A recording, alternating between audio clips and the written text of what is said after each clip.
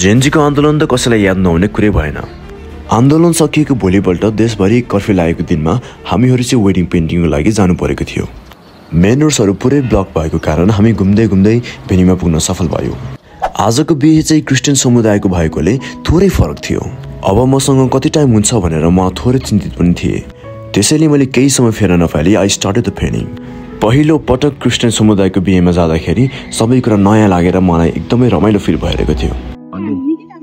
हजुर, टाइम चाहिँ नर्मली हामीले 5 आवर्स लगाउँछ, अब आज चाहिँ अलिकति थोरै रस गर्नुपर्ने हुन्छ। ब्राइड र ग्रुमको लास्टमा रियाक्सन क्याप्चर गर्नको लागि अहिले पेन्टिङ बन्दै गर्दाखेरि उहाँहरूले हेर्न पाउनुहुन्न भन्दाखेरि ग्रुमको रियाक्सन यस्तो थियो। यत्तिकैमा आजको हाम्रो ब्युटिफुल ब्राइडको इन्ट्री हुन्छ। आजको वेडिङको ब्याक स्टोरी चाहिँ हाम्रो आजको ब्राइडको दिदीले आफू उहाँको बिहेमा आउन नसकेको कारण यो पेन्टिङ एउटा मायाको चिन्हको रूपमा दिनुभएको रहेछ।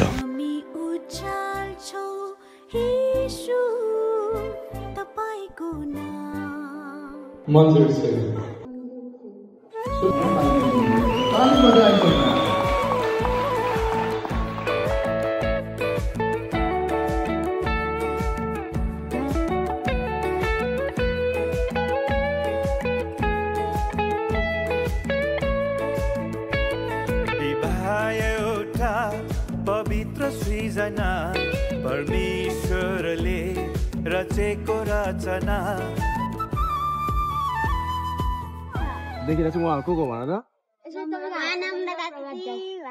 अब हामी बिहेको अन्तिम चरणमा आउँदै गर्दा पेन्टिङ कस्तो भएछ भनेर सबैजना हेर्न आउँदै हुनुहुन्थ्यो।